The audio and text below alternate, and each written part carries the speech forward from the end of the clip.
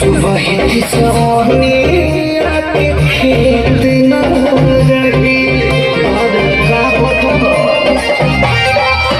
सब पहले से सोचे पानी हम कोई बदिया हो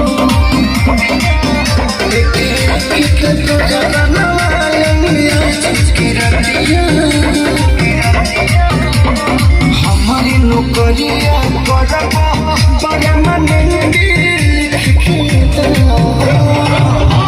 कमर